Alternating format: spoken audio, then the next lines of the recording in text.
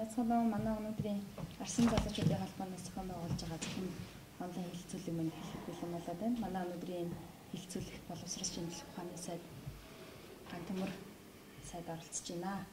Тэгээ өнөөдрийн маань бидний ярилцах асуудал бол 3 чиглэлийн хүрээнд байгаа. Шинжлэлийн засгийн газраас гадаадад ажиллаж суралцж буй залуучуудад хандсан бодлого одоо ямар бодлого авч хэрэгжүүлж байна. Хоёрт нь бол гадаадын нөгөө шилдэг ихтэйд 100 сургуульд суралцж байгаа одоо суралцахтай ерөнхийлөгчийн яасан төвшөөс одоо гаргасан сая шинээр гаргасан журам байгаа шүү дээ. 100 их сургуульд хөнгөлөлттэй сургах. Энэ талаар мөн гуравт нь гадаад төгсөөд боловсрол эзэмшээд ирж байгаа залуучуудад Монголд одоо ажиллах амьдрах баталгаа, нийгмийн баталгаа одоо яг юу байна гэдэг тал дээр бид нар өнөөдөр ярилцлага өрнүүлэхээр болоод байна. Тэгээд манай ярилцлага бол онлайнаар шууд явагдаж байгаа. Дэлхийн онцгой булан бүрээс бол манай ярилцлагыг бол шууд дамжуулан хүлээж авч үзэж байгаа. Тэгээд залуучууд бол одоо онлайнаар саналаа ирүүлээд эхэлсэн байна. За тэгэхээр нэгдүгээр асуудал дээр хэдүүлээ гурлаа ярилцъя тийм ээ. Тэг эхлээд би нөгөө шилдэг 100 сургуульд оюутан залуучуудыг сургахтай холбоотой ерөнхийлөгчийн гарсан зарилгатаа уялдуулж ярмаар байна. Ер нь бол 1997 оноос эхлээд гадаад ихтэй сургуулиудад магистр, доктор суралцахад нь засгийн газраас зээл олгодог болсон. Тэрний хажуугаар бол мэдээж засгийн газар хоорондын одоо гадаадын улс орнуудын засгийн газрын тэтгэлгээр суралцдаг систем бий болсон гэж ойлгож болно. За энэ тэтгэлгээр суралцдаг асуудлыг илүү боловсронгуй болгоод яваад байгаа жил ирэхэд тусан. Тэгээд 12-оос 13 оны хичээлийн жилд бол дэлхийн шилдэг 50 ихтэй сургууль суралцах, бакалаврт суралцах залуучуудад тэтгэлэг болгодог болсон. Бакалаврт суралцдаг залуучуудад тэтгэлэг олгохдоо улсын төрөлбөрийн одоо олимпиадын 1-ээс 3 дугаар байр эзэлсэн байх шаардлагатай гэсэн ийм үндсэн нөхцөлийг тавьсан байдаг.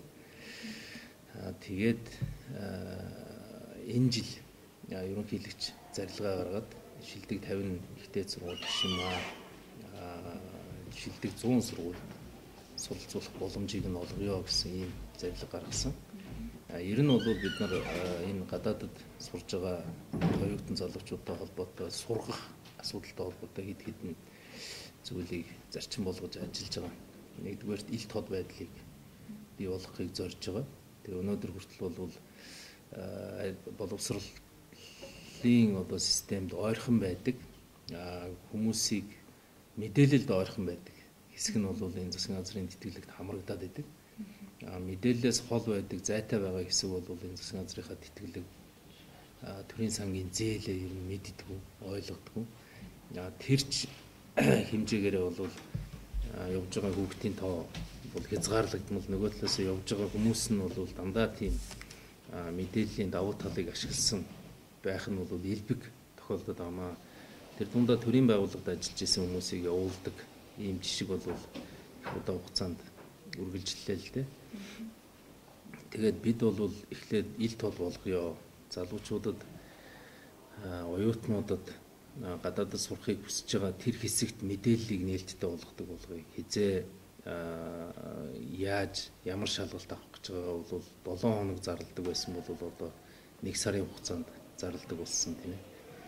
Тэгээд дээр нь бол манай яамны дэргэд гадаад ихтэй сургуулиудад суралцах залуучуудад туслах зорилготой нэгж байгуулж байгаа. Одоо зөвлөх үйлчилгээ хэлбэрээр тэр нэгж бол сайн сургуулиудад элсэж орохын тулд яаж одоо өөрийгөө бэлдэх вэ гэдэг зөвлөгөө өгөх юм байна.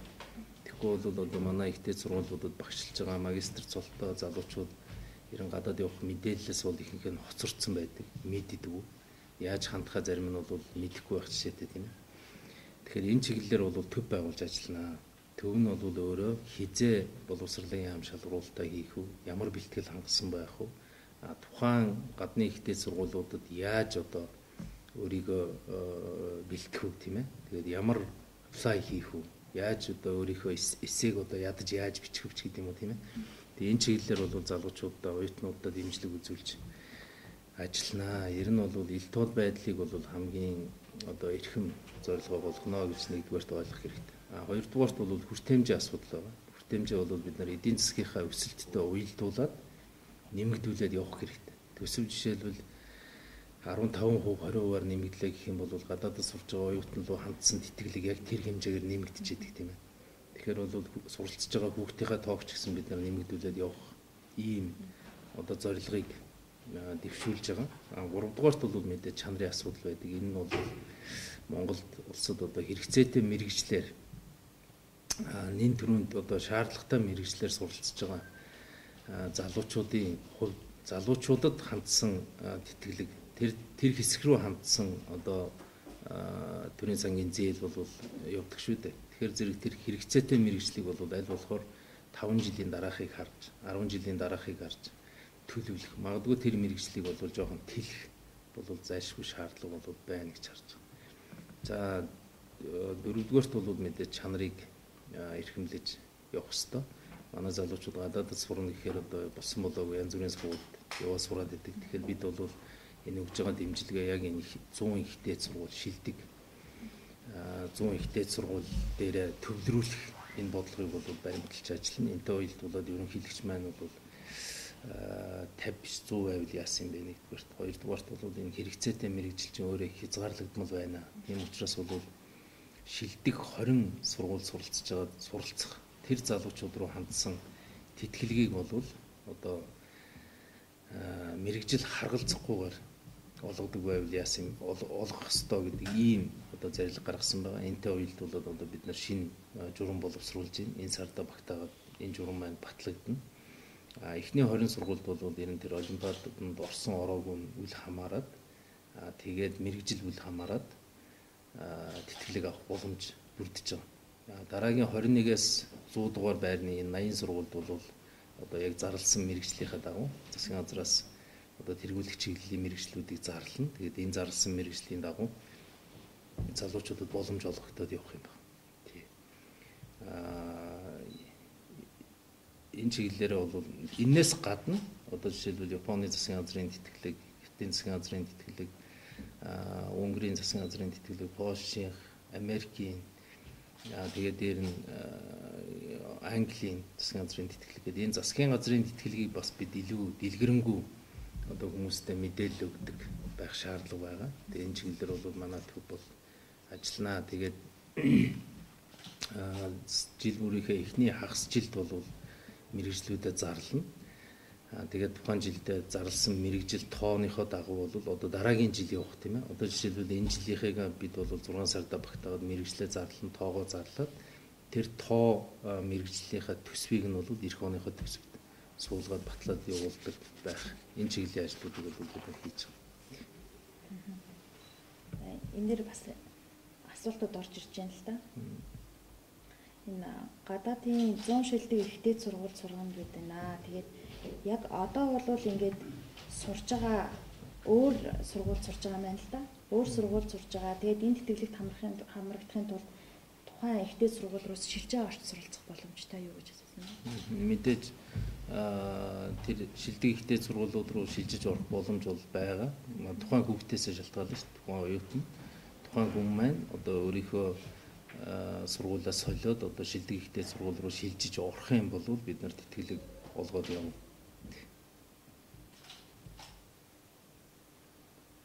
Тэтгэлэг аваад явах боломжтой. Зээл бол биш юм байна тийм ээ. Зээл үү яг үнэхээр буцаж олгодох буцалтгүй тусламж үү зээл үү гэж бас нэг асуусан. Ер нь бол одоо магистр докторантур суралцж байгаа залуучууд бол жилийн 16,000 долларын зээлийг бол төрийн сангаас авч байгаа шүү дээ. Тэгээд энэ төрийн сангийнхаа зээлийг бол бид нар 5 жилийн хугацаанд Монгол улстай тогтвор сурталчилтад ажиллах юм бол зээлээс чөлөөлдөг байгаа. Тэгэхээр зээлээс чөлөөлнө гэдэг бол тэтгэлэг болж өөрчлөгдөнө гэсэн. Яг энэ шилдэг 100 ихтэй сургуулийнхыг бол үндсэндээ тэтгэлэг гэж ойлгох хэрэгтэй. Энд бол одоо зээлээр бол явахгүй. Гэхдээ мэдээж тэр зээлийнх нь хэсэг бол байгаа шүү дээ. Энэ зээлийн хэсгээс зээлийн одоо магистр докторантур суралцж байгаа хүмүүс бол бас энэ 100 шилдэг сургуульдаа сурч байгаа тохиолдолд зээлээ аваад явсан ч болно. Аль алийг нь хэрэглэж болно. Яг энэ ерөнхийлөгчийн гарсан зарилгын дагуу гарах журмаар бол энэ 100 шилдэг ихтэй сургууль суралцах залуучуудын хувьд бол 100% тэтгэлгийг авна гэж ойлгох хэрэгтэй.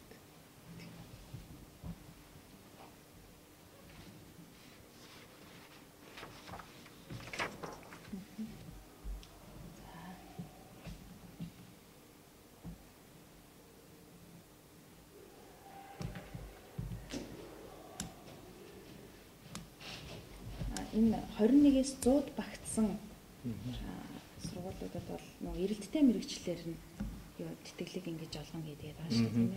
Тэгэхээр одоо хамгийн их эрэлттэй мэрэгжил гэхээр одоо яг ямар мэрэгчлүүд юм бэ? Тэгэхээр Монгол улсад эрэлттэй мэрэгжлийн жагсаалт гэж засгийн газар баталдаг л да. Тэгээ энэ жагсаалт бол 2012 онд батлагдсан 19-р тогтоолоор жишээлбэл авто замын барилга, багангийн багш, сургуулийн өмнөх боловсролын багш, байгалийн ухааны чиглэлийн багш, геолог, геолог, усны нөөцийн эколог, уул уурхайн ашиглалтын технологи, газрын тосны хадгалалт, тээвэрлэлт, малын эмч, мэдээллийн систем, сэргээгдэх эрчим хүч, нано инженерчлэл, биотехнологи, цөмийн эрчим хүч, унш зүй, эмнэл зүйн шинжилгээ ухааны судлал гэх мэтлэн мэрэгчлүүд байна. Тэгэхээр бид бол одоо энэ мэрэгчлээ дахиад илүү тодорхой болгох хэрэгтэй. Тодорхой болгоно гэдэг нь бол арай илүү нэмээд тухайн одоо 4-5 жилийн дараа Монгол улсад яг аль чиглэлийн хүмүүс нь илүү хэрэгтэй байх нь тийм ээ. Жишээлбэл одоо бид эрчим хүчний том станцуудыг ашиглалтанд оруулах гэж байна шүү дээ эх онууд. Тэрнтэй холбоотойгоор эрчим хүчний инженерүүдэд илүү боломж олгох тийм ээ. Цаашлах юм бол нүүрс боловсруулах үйлдвэр байгуулах гэж байна. Энтэй холбоотой химийн инженерүүдэд илүү боломж олгодог ч юм уу тийм ээ. Мөн одоо сайн шандын аж үйлдвэрийн зохицолбор байгуулагдахтай холбоотойгоор янз бүрийн одоо шинэлэг тухайн байгуулагдах одоо үйлдвэрүүдэд ажиллах тэр үйлдвэрүүдэд хэрэгцээтэй тэр шаардлагатай мэрэгчлүүдээр бол бид нар энэ мэрэгчлийнхаа жагсаалтын цар хүрээг бол нэмэгдүүлээд явна гэсэн ийм төлөвлөгөөтэй байна. Энэ 7 хоногийн нэгд өдөр бол өнгөрсөн одоо нэгд өдөр ажлын хэсэг гаргацсан. Миний хувьд томилдсон байгаа. Энэ ажлын хэсэг хуралдаж тодорхой хүрээгээ тэлэх зарим нэг мэрэгчлүүдийн сонголтуудыг бол нэмж оруулж ирж байгаа. Тэр бас нөгөө багшлах боловсон хүчний талаар бас нэг асуулт ирсэн байна. Санжаа Жанцын бадамж унаа гэж байна. Тэгээд багшийн мэдээ төгссөн хүмүүс бол ихтэй сургуульд хичээл зааж чадахгүй байна. Оюутнуудаас нэг ялгарх юм болгаа гэдэг. Ер нь багшлах боловсон хүчнийг одоо их сайжруулах шаардлагатай байна гэсэн санааг ер нь тавьсан байна л да энэ тал дээр та. Ер нь бол бид нар дээд боловсролынхаа чанарыг сайжруулах тал дээр хэд хэдэн ажлууд хийж байгаа л да. Энэ хамгийн эхлээд бол дээд боловсрол авж байгаа залуучууд маань гарч ирээд шууд одоо авсан мэрэгчлэрээ суралцах боломжийг бүрдүүлэх шаардлага байна. Инхийн тулд бол нийт олгож байгаа кредитийн 3/1 дээр бол бид нар дадлагын ажлыг оруулна гэсэн ийм бодолтой байна.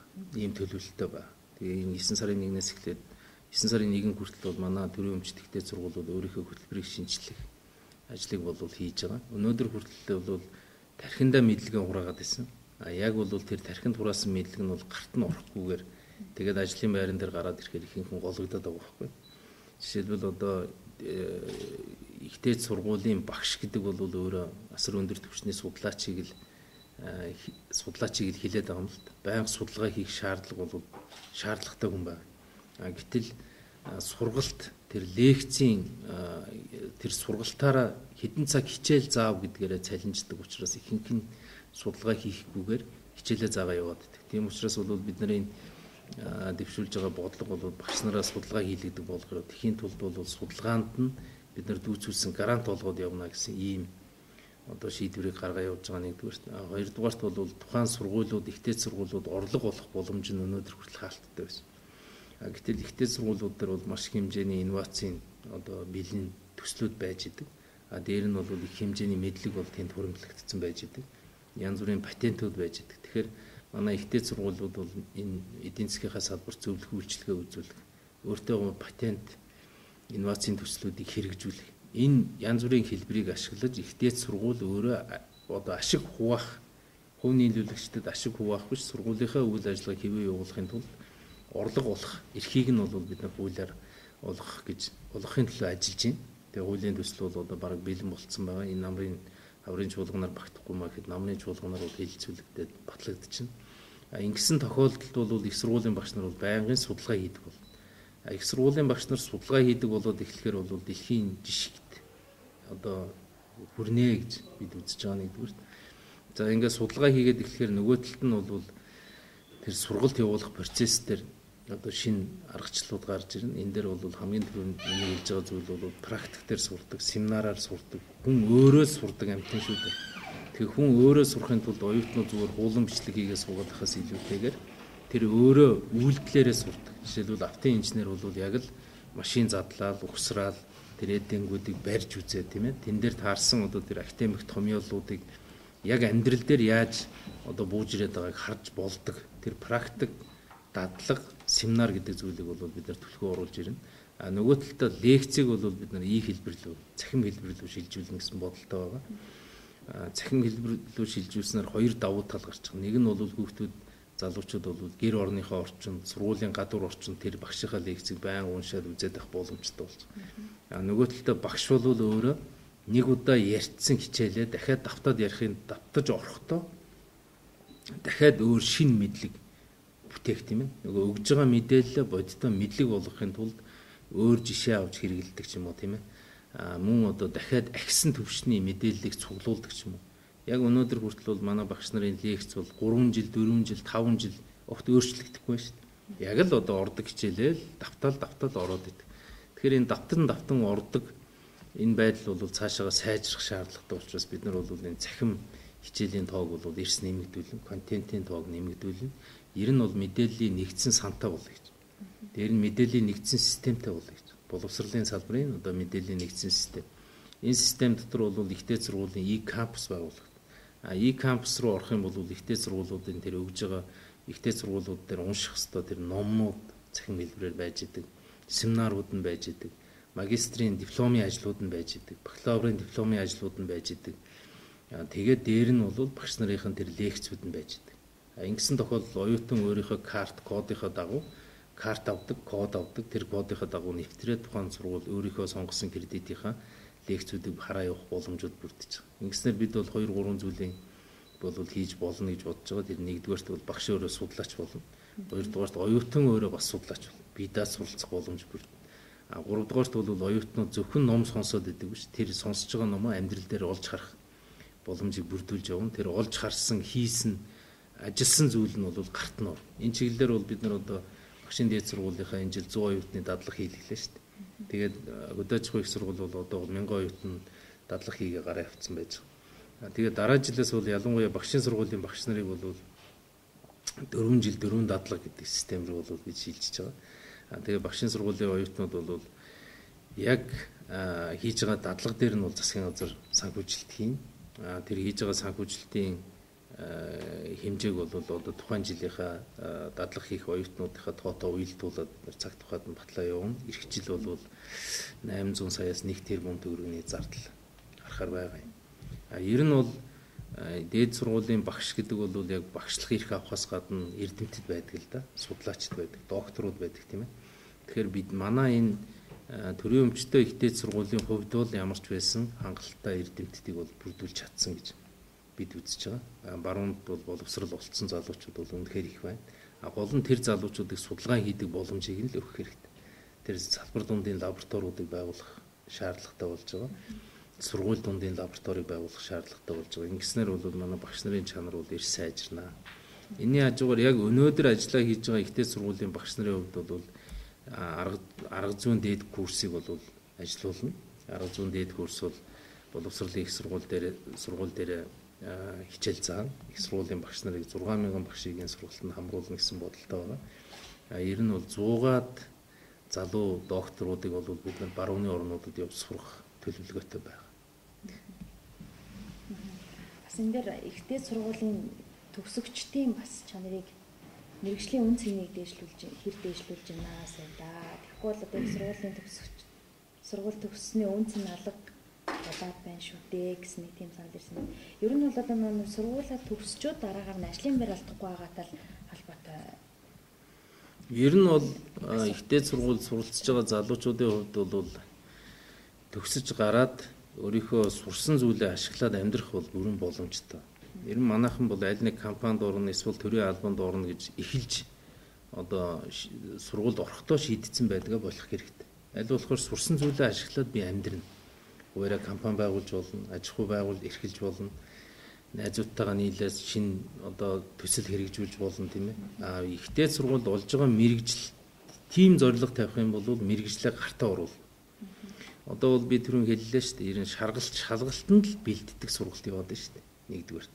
Хоёрдугаарт бол ерөнхийдөө багшийн лекцийг хуулдаг, буцаагаад тэрийг багштай шалгуулдаг. Ийм байдал бол үргэлжлээд байна. Тэгэхээр бид бол хэд хэдэн зүйл хийж байгааг нэгдүгээрхэн сургуулийн санхүүжилт бол өөрөө оюутнуудын одоо төлбөр дээр зөвхөн оюутнуудын төлбөр дээр тогтдог байдлыг алах хийя. Сургууль мөнгө олдог боломжтой болгоё. Мөнгө олдог боломжтой болох юм бол багш нар маань судалгаа хийдэг болно. Багш нарын судалгаанд бол оюутнууд заавал дайчлагддаг, оролцдог, хамт судалгаа хийдэг учраас оюутнууд бол судлаач болно. Оюутнууд бол судлаач болно. Ер нь оюутнууд маань өөрснийгөө хүүхэд гэж бодохоо болох хэрэгтэй. Оюутан болоод ихтэй сургуульд орж ийна гэдэг бол бүр амьдралынхаа хамгийн том шийдвэрийг гаргацсан, зорилго тавьсан, би сэтгүүлч болно. Би бол эмч болно, би инженер болно гэдэг ингээд шийдсэн хүмүүс баймаар байна л. Тэгээд нэгэн шийдвэрээ гаргацсан хүмүүс бол одоо тэр өөрт нь оногч байгаа 4 жилийг бүрэн дүүрэн ашигламаар байна. Бүрэн дүүрэн ашиглахад нь бол бид нар практикийн хичээлүүдийг оруулъя, дадлаг хийдэг болгоё. Дадлагыг нь ажилласан жилд нь оруулдаг болгоё. Нэгвэр хэлбэл сургууль төгсөө гарахтаа л хамт олон дотор орцсон баймаар. Дээр нь бол яг үнэхээр инженерүүд бол үнэхээр гараараа юм хийгээ сурцсан баймаар. Тэгэх юм бол ажлын байр байхгүй гэж бол үүндээ харахгүй. Ажлын байр бол байгаа. Харамсалтай нь ажлын байр маань ажлын байран дээр дадлагжих тэр одоо завсар гарч ирэхгүй шүү дээ Монголд. Өндөр хөгжилтэй орнууд бол дөнгөж төгсөө гараад ирсэн хүнийг аваад нэг хэсэг ажилуулдаг байхгүй. 1 жил юм уу 2 жил ажилуулдаг. Тим нөөц байдаг. Манад бол тим нөөц нь алга. Манай компаниуд ч тим нөөц алга, төрийн албанд ч тим нөөц алга. Шууд ажилд авлаад бол маргааш ясан шууд ажил хийлэгдэх хүн авахыг л хүсээд байна, тэмүүлээд байна. Санхүүгийн чадвар нь тийм байгаад. Тийм учраас манай их сургууль төгссөн залуучууд шууд ажил дээр очих боломжоор бүрэн одоо боломж гарахгүй байгаа үндсэн шалтгаан бол тэр нөөц байхгүй толгойд. Хэрвээ манай залуучууд үнэхээр өөрийгөө бүрэн дүүрэн бэлдээд өөрөө юм хийж чаддаг болоод төгсөх юм бол тэр ажлын байрны асуудал бол тийм хүнд асуудал биш ээ гэж ингэж ойлгож байгаа. За бас нэг асуулт байна. Мэргэжлийн сургалт үйлдвэрлэлийн төвүүдийн талаар явуулж өгөх бодлого яг ямар бодлогод байна гэж асуусан байна. Ер нь бол мэргэжлийн сургалт үйлдвэрлэлийн төв бол хөдөлмөрийн яамд харьяалагддаг болсон гэдэг бүгдээрээ мэдж байгаа. Хөдөлмөрийн яамд харьяалагдсанаар илүү дадлаг хийх боломжууд бол бүрдэж байгаа. Компаниуд бол тэр ажил олгогчдын хүсээд байгаа хүнийг бэлтгэхэд бол зориулагдж чадж байгаа гэдгийг харж байгаа. Манай яамны зүгээс мэргэжил сургалтын үйлдвэрлэлийн төвд ямар чиглэл өгöd байна вэ гэхээр нарийн мэргэжлэр сургана шүү гэдэг ийм чиглэл өгöd. Хитрхи өргөн мэргэжлэр сургахаар жишээлбэл үсчин ч юм уу, тогооч ч юм уу, эсвэл одоо гуталчин ч гэдэг юм. Хүн зүгээр амьдрал дээр гараад өөрийнхөө гараар хийгээд сурчдаг юм дээр 2 жил 3 жил сургаад байх бол шаардлага байна уу да, тийм ээ. Тэгэхээр бол илүү нарийн одоо яг дээд боловсрол дээр тавьж байгаа энэ нарийн мэргэжлүүд бол мэргэжил сургалтын үйлдвэрлэлийн төв дээрээ бас яг л тэгж бууж ирэх хэрэгтэй л дээ. Үнэхээр ном үзэхгүйгээр, дадлаг хийхгүйгээр, багшгүйгээр сурахад бол үнэхээр хүнд тэр нарийн мэргэжлүүд рүү цаашдаа манай мэргэжил сургалтын үйлдвэрлэлийн төвүүд бол шилжих хэрэгтэй. Ер нь өнгөрсөн он жилүүдэд бол нийтдээ 120-30 сая долларын хөрөнгө оруулалт орсон юм байна лээ. Мэргэжил сургалтын үйлдвэрлэлийн төв рүү. Тэгэхээр манай эмсүүтүүд бол яг одоо дэд бүтэц баазынхаа хувьд бол их сайжирсан, тоног төхөөрөмж бол их сайжирсан. Бид бол Монгол Германы хамтарсан дээд сургууль байгуулж байгаа. Монгол Германы хамтарсан дээд сургууль 9 сарын 1-ээс эхлээд үйл ажиллагаагаа эхлэхээр одоо төлөвлөсөн ажиллаа хийж байна. Ингээ 9 сарын 1-ээс ажил эхлэхдээ хамгийн түрүүнд хийх ажил бол энэ мэргэжил сургалтын үйлдвэрлэлийн төвийн багш нарыг дахин бэлтгэх курсууд хичээл. Ингэх юм бол манай эмсүүтийн багш нар бол илүү өндөр түвшинд бэлтгэгднэ гэж ингэж хэлмээр байна. Ер нь зөвхөн мэргэжил сургалтын үйлдвэрлэлийн төвөөр тогтохгүй манай 10 жилийн сургуулиуд ахлах ангидаа бол гүнзгийрдэг болж байгаа. Илүү төрөлждөг болж байгаа. Төрөлждөг болж гүнзгийрдэг болсноор бол төрөлбөрийн тэр өргөн одоо хүрээтэй мэргэжлүүдийг хялбархан олж болох мэргэжлүүдийг бол бид нар ахлах сургуульдаа бас өгөөд явна гэсэн ийм зорилготой байна. Дараагийн бас нэг асуулт байна. Сурах хүчийг чанаргүй хайлнаа. Сурах хүчээр бизнес хийгээд байгаа юм шүү гэсэн нэг юм асуулт ирж байна. Сурах бичгээр бизнес хийнэ гэж бол байхгүй л дээ. Ер нь бол сурах бичгийн 10 жилийн сурах бичиг бол яг л төлөвлөсөн байгаа тэр хөтөлбөрийнхөө дагуулга гардаг зүйл шүү дээ. Дээд сургуулийн сурах бичиг бол манад яг тогтцсон зүйл бол их бага байна. Тийм учраас бол бид нар ном хөтөлбөрийнхээ хүрээнд дээд сургуулиудаа бол илүү олон улсын түвшний номын сантаа болох зорилгыг тавьж байна. Ер нь дээд боловсролын хөтөлбөрийг бол цаашдаа бид нар илүү одоо төгөлдржүүлэх шаардлага бол байна. Өнөөдөр 800 орчим одоо хөтөлбөрөөр тийм үү? 800 орчим хөтөлбөрөөр сургалт явуулж байна шүү дээ. Тэгээд 800 орчим хөтөлбөрөөр сургалт явуулахаар ерөөсөө мэрэгжлүүд их хитрхи жижигрээд нарийсаад ингээд тэгээд тэр сурах бичгийн агуулга чанар бодлого нь бол алдагдсан юмнууд бол байна. Тэгэхээр бид бол цаашдаа энэ нарийсгдсан байгаа мэрэгжлүүдийг илүү хүрээгийг өргөжүүлэх. Нэгээс хоёрдугаар курст нь бол инженер тийм ээ. Барилгаараа ялгарыг, одоо зам тээврээрээ ялгарыг, цахилгаан холбоогоороо ялгарыг, электроникоор ялгарыг. Тэгэхгүй бол электроник дотор ороод ирэхдээ 4-5 салтсан, барилга дотор ороод ирэхдээ одоо 10-аад салтсан байгаа. Энэ нарийн хөтөлбөрүүд бол өөрөө сурагчгээ дээд боловсролынхаа сурах бичиг хичээлийнхээ агуулгыг унгах гол одоо хүчин зүйл болчиход байна л да. Ер нь цаашдаа бид нар энэ агуулга гаргахдаа ажил олгогчдын төлөөллийг одоо төрийн өмчтэй ихтэй сургуулийнхаа туузад оруулаад явна гэсэн ийм чиглэлтэй байна.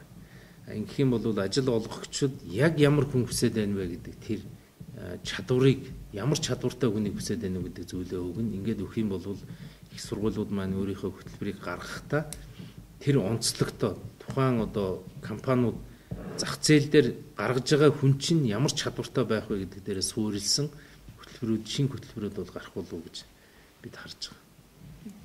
Бас нэг асуулт энэ тэтгэл дарсан багш нар хичээл заагаад байна. Чанаргүй суул заадгаас болоод хүүхдүүд хохироод байна гэсэн асуулт ирсэн байна. Энийг шийдвэрлэж өгөх боломжтой. Ер нь бол манай ихтэй сургуулиуд дээр настай профессоруудыг одоо цагийн багшаар аваад тал цайлан өгөөд ингээ байлгадаг зүйл бол үнэхээр жишг болоод тогтцсон юм байна лээ. Тэгэхээр бол бид нар мэдээ зөвлөгөө бол авалгүй авах зөвлөгөөгөө бол бид нар сургалтын дээр авахаас илүүтэйгээр судалгаан дээр аваад явсан дээрээ гэж ингэж харж байгаа.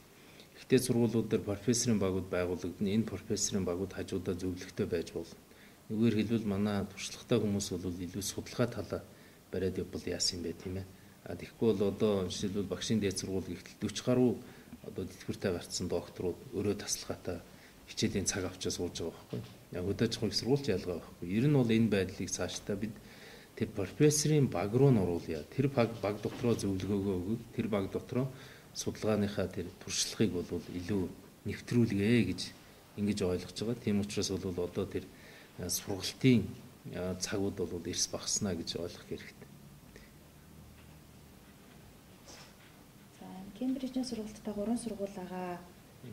Тэр сургуулиуд энэ хөтөлбөрт хамрагдах уу гэж асуусан байна. Ер нь бол Монгол улсад байгаа бүх 10 жилийн сургуулиуд эсэлтийн ерөнхий шалгалтаа өгөөд тэгээд дараа нь ихтэй сургууль руугаа ордог л доо. Тийм учраас бол энэ дэлхийн шилдэг их сургуулийн тухайд бол 100 сургууль тэнцчил байвал Монгол хүн, Монгол залуу бол бүгдээрээ хамрагдана л гэж ойлгох хэрэгтэй. Хувийн сургууль байна уу, улсын сургууль байна уу? Хөтөлбөр бол одоо яг суралцсан хөтөлбөр нь бол тийм чухал биш. Дээр нь бол бас гадаадд сурж байгаа хүүхдүүд байна шүү дээ.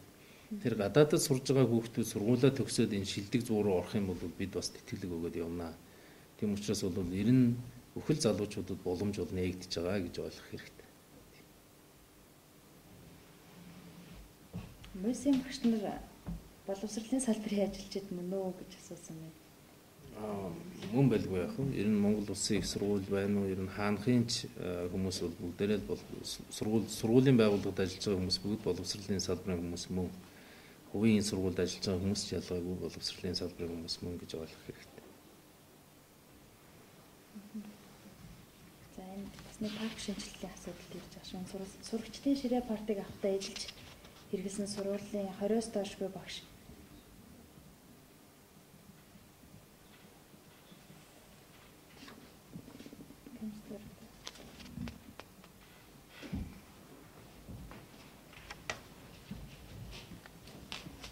парк шинжилгээний талаар асуусан юм шиг байна. 20-с доошгүй багш захирал нарыг тендер зарлаад тэгээд тендерээр авч ивэл хэрэгтэй юм байна гэсэн санаа энэ дэр гарч ирж байгаа шүү.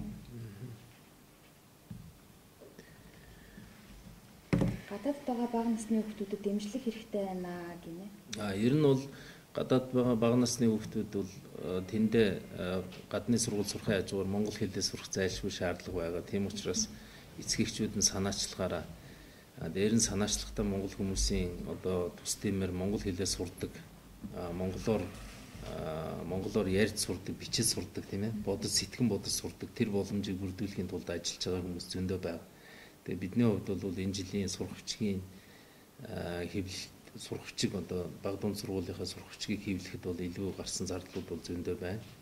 Тийм учраас бол бид нар тэр илүү гарч байгаа мөнгөөрөө бол тэр гадаадд сургалт явуулж байгаа сургуулийнхаа хүүхдүүдийн сургагчгийг үйлдвэрлэж өгөх бодолтой байгаа. Мэдээж хүүхдүүд бол хэцүү өхөн гэхдээ зайлшгүй сурах шаардлагатай. Одоо жишээлбэл Англи улсад баг сургууль ажиллуулж байгаа хүмүүс байна. Америкт баг сургууль ажиллуулж байгаа хүмүүс байна. Солонгост баг сургууль ажиллуулж байгаа хүмүүс байна. Тийм учраас бол энэ улсуудад аль болохоор дэмжлэг үзүүлэх чиглэлээр ажиллана. Зүгээр нэг зүйлийг хэлэхэд бол тэр хувьсах зардал бол олдохоор юм уу. Тэр сургууль ажиллуулж байгаа хүмүүсийн хувьд бол хувьсах зардал олж өгөөч гэдэг асуудлыг тавиад байгаа. Харамсалтай нь тэр бол их хэцүү. Зүгээр сурагчгаар хангах, дээр нь багш нарын сургахад нь бол дэмжлэг үзүүлэх боломж бол бидэнд байгаа.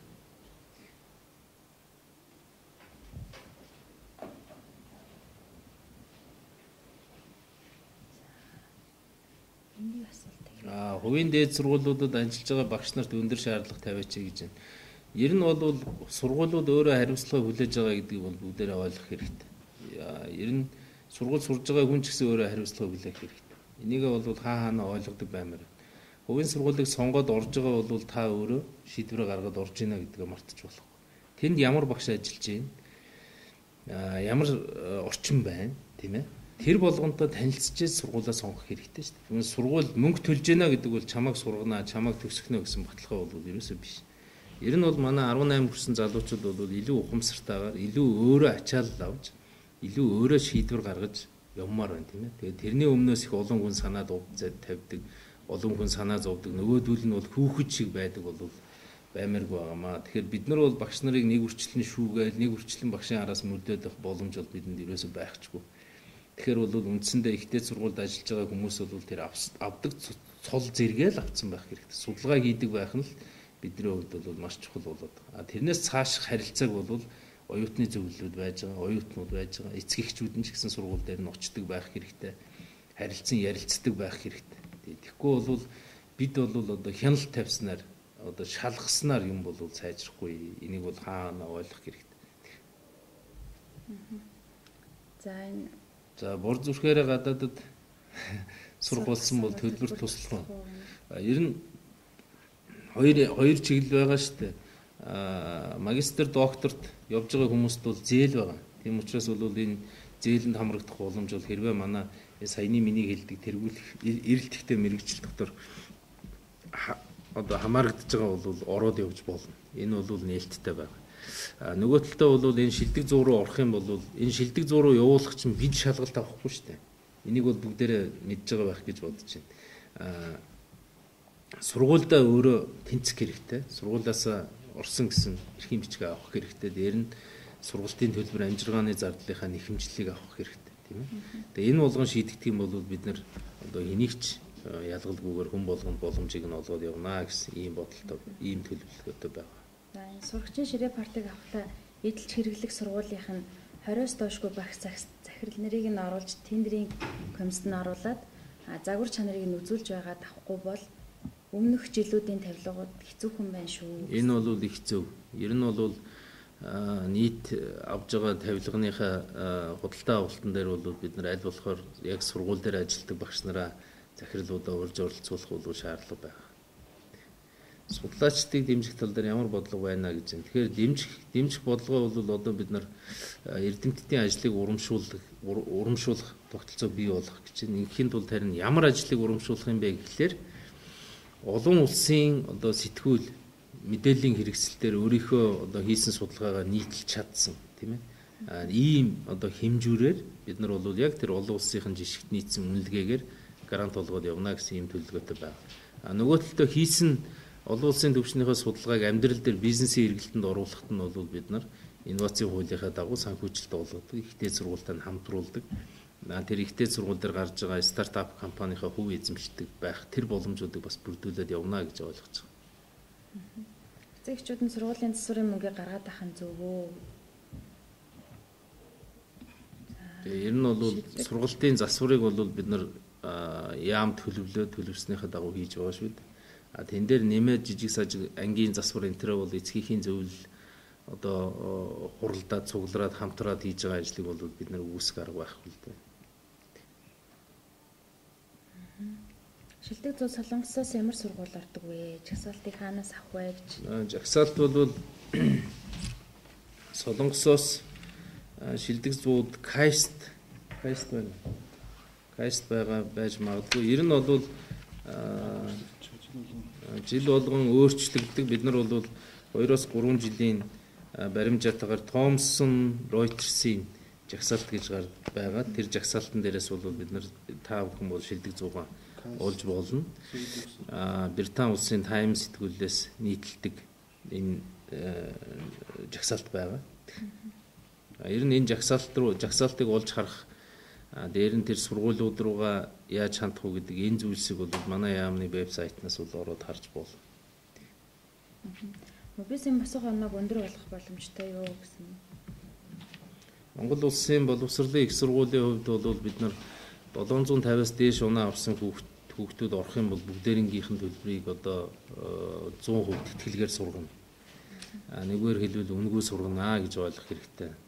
650-аас 750 оноо авч орсон хүүхдүүдийн хувьд бол бид нар 70% хөнгөлт үзүүлнэ. Тэгэхээр бол яг сургалтын төлбөр дээр нь бид нар бол хөнгөлт үзүүлэн цаашдаа бол яг ийм хөнгөлтөөр суралцж байгаа хүүхдүүдэд бид нар яг суралцах хугацаанд идэвх санаачлах сайтай байх юм бол маш найдвартай ажлын байраар хангаад явдаг ийм боломжийг бол бүрдүүлнэ.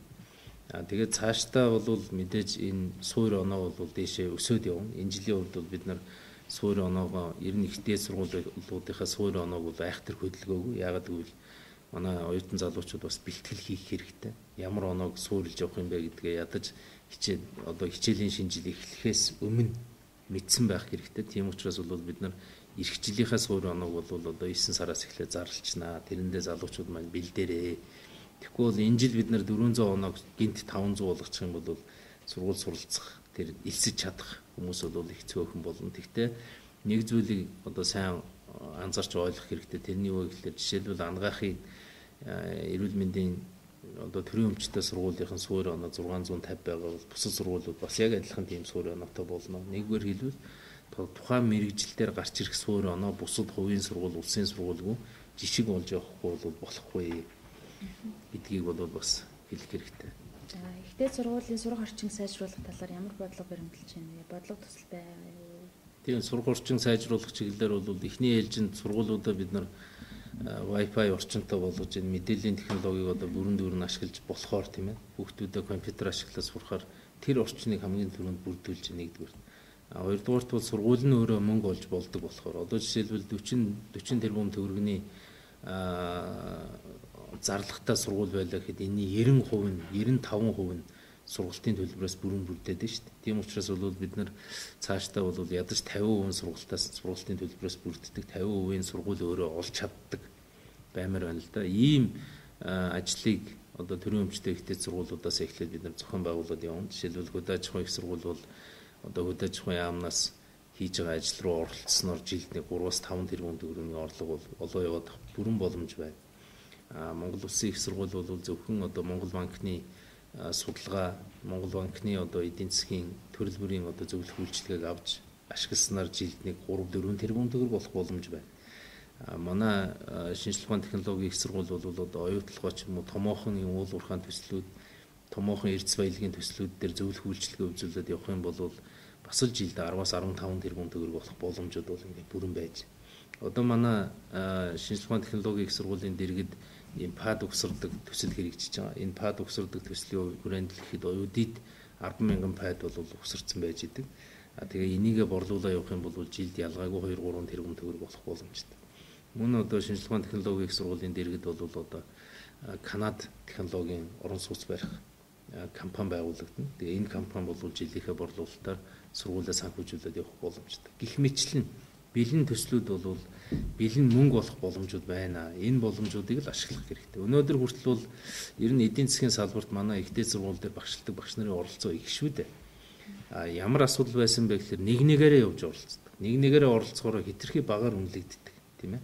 Одоо их хурал дээр ч юм уу, засгийн газар дээр ямар нэгэн ажлын хэсэг байгуулагдахад л тэрэн дотор их сургуулийн багш бол орцсон явж идэг. Тэгээ заримдаа үнгөө оролцож идэг, заримдаа бол $1,000 дотор багцсан үнэлгээтэй явж идэг. Энэ их сургууль дээр байгаа энэ хүн хүч нөөцийг багцлж чадах юм бол одоо маш өндөр одоо орлогыг олох боломжууд бол байна л да. Монгол улсын хэмжээнд зөвлөх үйлчилгээ гэтэл 50-60 тэрбум төгрөгийн зөвлөх үйлчилгээ байна шүү дээ. Энэний ихэнхийг гадны компаниуд хийж шүү дээ. Гэтэл тэр гадны компаниуд манай их сургуулийн багш нарыг нэг нэгээр нь аваад ажилуулад идэг. Тэгэхээр манай их сургуулиуд бол энэ дээрээ нэгдээд тэгээ зөвлөх үйлчилгээнийхээ компаниудыг байгуулад явах юм бол ер нь сургуулиа бол хангалттай санхүүжүүлээд явах боломж байна. Энэ чиглэлээр бол бүрэн одоо ажиллаж болохоор ийм мөнгөтэй болцсон сургууль бол өөрөө үнэхээр одоо хүүхдийнхээ сурах орчинг бол бүрдүүлж чаднаа. Өнөөдөр бол яг хүүхдийнхээ сургалтын төлбөр дээр амьдэрдэг учраас үнэхээр одоо яаж чадахгүй ингээ гаццсан байдалтай байгаад байна шүү дээ. Дээр нь бол бид нар шинжилгээ ухааны технологийн паркийг оюутны хотхонтойгоо цуг байгуулах төлөвлөлтийг бол хийж байна. Шинжилгээ ухааны технологийн парк байгуулагдах юм бол дэлхийн том технологитой, сайн технологитой дэлхийн том компаниуд шилдэг дэлхийн 100 компаниас бол тодорхой хэсэг нь Монгол улсад орж ирээд судалгааны үйл ажиллагаа явуулах энэ орчин бол бүрдэх байхаа. Тэгээ багш нар маань энэ шинжилгээ ухааны технологийнхоо паркт цуг ажиллаад явах юм бол оюутнуудын гаргаж байгаа идея санаанууд одоо өндөр технологи болж бизнес болох боломжууд бол бүрдэх юм аа. Ингээ явсан тохиолдолд бол үнэхээр тэр сурах орчин бол маш сайн болно гэдэгт итгэлтэй байна. Монголд байгаа англи хөтөлбөртэй сургуулийн хөтөлбөрүүдийг шууд аваад ашиглан шалгалтаа өгөөд Монголын бага дунд боловсролын сертификаттай болж болох уу? Канадаас гэнэ. Тэгээ ер нь болно. Бид нар бол энэ бага дунд сургуулийнхаа сертификат дээр бол илүү уян хатан болох хэрэгтэй. Өөр улс орнуудад суралцж байгаад ирж байгаа хүүхдүүдийн тухайд бол бид нар яг тэндээ ямар төвшөнд суралцсан байна, тэр төвшнийг нь эндээ хүлээн зөвшөөрч сурах хэрэгтэй. Тэгэхгүй бол одоо Солонгос сурж байгаад ирсэн хүүхэд энд ерөөсөө зөвшөөрөгдөхгүй их хэцүү байдалтай байна шүү дээ. Тэгээ ирээд эсэлтийн шалгалтаа өгж болдог, ихтэй сургуультай суралцж болдог. Магадгүй гадаадад ихтэй сургууль сурж байгаа нь Монгол руугаа ирэх юм бол жишээлбэл манай Монгол улсын их сургууль жишээ нь жагсаалтаараа 5,000-д орж ийнэ гэх юм бол 5-аас одоо 10,000 дотор ордог сургууль сурж байгаад ирэх юм бол тэрийг нь шууд зөвшөөрдөг байх хэрэгтэй л. Тэгэхгүй бол одоо гаднаас шилжиж ирэх оюутнуудын хувьд бол их хүндрэлтэй нөхцөл байдал бий болгоцсон тэрэндээ баригдаа яваад байгаа. Тэгээ энийг бол бид нэр өөрчлөлт. Энэ жил шинээр хэдэн цэцэрлэг ашиглалтанд орох вэ? Ер нь бол бид нар нэг 95 барилга байгууламжийг барьж ашиглалтанд оруулна гэсэн юм төлөвлөгөөтэй байгаа. За эндээс бол гүйцэтгэл нь ямар гарах вэ гэдгийг бол яг одоо хэлж мэдэхгүй байна. Улаанбаатар хотод бол Дэлхийн банкны тусламжтайгаар 17 канац цэцэрлэгийг бол барих төлөвлөгөө байна. Ер нь дээр нь Улаанбаатар хотод бол 80 бага сургууль цэцэрлэгийн комплекс барих ажлыг эдийн засгийн яамтайгаар хамтраад боловсруулж байна. Одоо зурган дуусч байна. Төсөв нь гарч байна. Тэгээ хөрөнгө оруулагчдын дунд уралдаан зарлах шийдвэрийг бол засгийн газар руу ойрын үед бол оруулнаа. Ингэх юм бол Улаанбаатар хотын хүүхдүүд багангийн хүүхдүүд тэгээ тэр нь дүүнэртэйгээ цуг сургуульд явах боломж бол бүрдэнэ. Тэгээд гэрээсээ алхаж цэцэрлэг сургуульд явах боломж бол бас бүрдэнэ. Амьдарч байгаа улсынхаа мужийнхаа шилдэг бага сургуульд сурч байгаа Монгол хүүхдүүдэд дэмжлэг үзүүлэх үү? Тийм боломж байгаа юу? Юу гэнэ? Тухайн улсынхаа одоо амьдарч байгаа улсынхаа шилдэг бага сургуульд сурч байгаа Монгол хүүхдүүдэд дэмжлэг үзүүлэх үү? Амьдарч тийм боломжийг бол бид нар хэлж мэдэхгүй байна. Ер нь бол монгол хэлээ сурнаа. Монгол хэлээ сурья гэсэн ийм санал хүсэл байх юм бол бид нар тэр чиглэлийн номнуудыг бол сурах хүчгүүдийг бол гаргана. Дээр нь ялангуяа багангийн хүүхдийн онлайн хэлбэрээр сурдаг монгол хэлний хичээлүүдийг бид нар үйлдвэрлэж контентуудыг гаргана. Тэгэхээр намраас бол одоо монгол хүүхдүүд амьдарч байгаа орондоо монгол хэлнийхээ хичээл монголоор тооводох тэр монгол хэл дээр хийх хичээлүүдийг бол онлайн хэлбэрээр цахим хэлбэрээр контентуудаар бол авах боломжууд бол бүрднэ гэж ойлгох хэрэгтэй. Ер нь бол бид нар энэ боловсролыг илүү нээлттэй болгох гэж нээлттэй болгох. Ер нь одоо нээлттэй болно гэдэг бол цахим хэлбэрт бол орж ирнэ гэсэн үг тийм ээ. Тэгээ боловсрол цахим хэлбэрт ороод ирэхээр бол гэрээсээ сурдаг боломжууд бол их хэмжээгээр бүрднэ. Онлайн сургуулиуд бол их хэмжээгээр байгуулагдана.